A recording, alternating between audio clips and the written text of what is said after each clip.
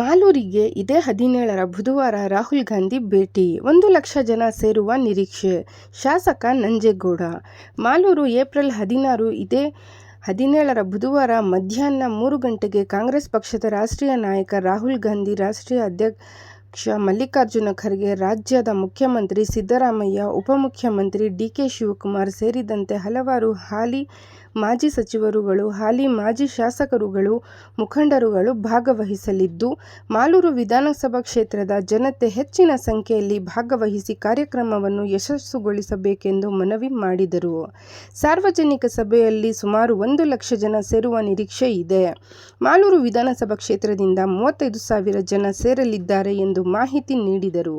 ಇದೇ ಸಂದರ್ಭದಲ್ಲಿ ಕೆಲವು ಯುವಕರನ್ನು ಕಾಂಗ್ರೆಸ್ ಪಕ್ಷಕ್ಕೆ ಸೇರ್ಪಡೆ ಮಾಡಿಕೊಂಡು ಮಾಧ್ಯಮದವರೊಂದಿಗೆ ಅವರು ಮಾತನಾಡಿ, ಕೋಮುವಾದಿ ಬಿಜೆಪಿಯೊಂದಿಗೆ ಕೈ ಜೋಡಿಸಿದ ಜೆಡಿಎಸ್ ಪಕ್ಷದ ಧೋರಣೆ ವಿರೋಧಿಸಿ ವಿಜಿಗನಹಳ್ಳಿ ಹಾಗೂ ಓಜೇರನಹಳ್ಳಿಯ ಕೆಲವು ಯುವಕರು ತಮ್ಮ ಮಾತೃಪಕ್ಷಕ್ಕೆ ಸೇರ್ಪಡೆಯಾಗಿದ್ದಾರೆಂದು ತಿಳಿಸಿದರು. ಹಲವು ಕಾರಣಾಂತರಗಳಿಂದ ಹಿಂದೆ ಕಾಂಗ್ರೆಸ್ ಪಕ್ಷದಲ್ಲಿ ಇದ್ದ ಕೆಲ ಯುವಕರು ಬೇರೆ ಪಕ್ಷಗಳಿಗೆ ಸೇರಿದ್ದು ಮತ್ತೆ ಮರಳಿ ಗೂಡಿಗೆ ತಮ್ಮ ಮಾತೃ ಪಕ್ಷವಾದ ಕಾಂಗ್ರೆಸ್ ಪಕ್ಷಕ್ಕೆ ಸೇರ್ಪಡೆಯಾಗಿರುವುದು ಸಂತೋಷ ತಂದಿದೆ ಎಂದು ತಿಳಿಸಿದರು.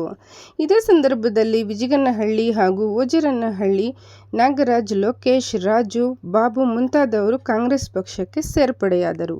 ಜಾತಿ ಧರ್ಮನ ಒಟ್ಟಿಗೆ ತಗೊಳ್ಳೋಂಥ ಪಾರ್ಟಿ ಈಗ ಅದೇನಾಯಿತು ಅಂದರೆ ಕೋಮುವಾದಿ ಬಿಜೆಪಿಯಲ್ಲಿ ಹೋಗ್ಬಿಟ್ರು. ಈಗ ಅದಕ್ಕಾಗಿ ಯಾರು ಜಾತ್ಯತೀತ ಮೇಲೆ ನಂಬಿಕೆ ಇತ್ತು, ಜಾತ್ಯತೀತ ಜನತಾದಳ ಅಂತೇಳಿ ಇತ್ತು, ಆ ಜಾತ್ಯತೀತ ಜನತಾದಳ ಇದ್ದರು ಅವರೆಲ್ಲ ವಾಪಸ್ಸು ಈ ಕೋಮುವಾದಿ ಬಿಜೆಪಿಯಲ್ಲಿ ಮೈತ್ರಿ ಮಾಡಿಕೊಂಡಿದ್ದರಿಂದ ಇವತ್ತು ಅವರೆಲ್ಲ ಕೂಡ ಸುಮಾರು ಒಳ್ಳೆಯವರು.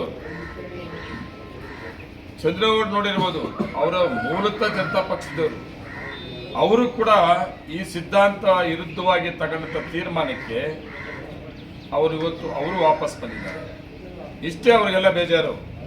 ಜನತಾ ಪಕ್ಷ ಅಂದರೆ ಈ ರಾಜ್ಯದಲ್ಲಿ ಅದಕ್ಕೊಂದು ಇತಿಹಾಸ ಇತ್ತು. ಈ ರಾಜ್ಯಕ್ಕೆ ಸುಮಾರು ಜನ ಮುಖ್ಯಮಂತ್ರಿಗಳು ಕೊಟ್ಟಂಥ ಜನತಾದಳ, JDS, ಮತ್ತು ದೇಶಕ್ಕೆ ಪ್ರಧಾನಮಂತ್ರಿ ಕೊಟ್ಟಂಥ JDS ಜಾತ್ಯತೀತವಾಗಿ ಹೋಗ್ತಾ ಇತ್ತು.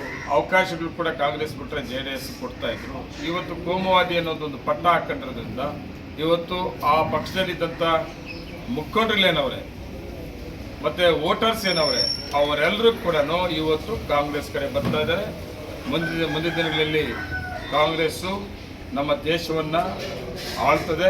ಇವತ್ತು ರಾಜ್ಯದಲ್ಲಿ ಪ್ರಾರಂಭ ಆಗಿದೆ, ಕರ್ನಾಟಕ ರಾಜ್ಯದ ಕಾಂಗ್ರೆಸ್ ಆಡಳಿತ ಪ್ರಾರಂಭ ಆಗಿದೆ.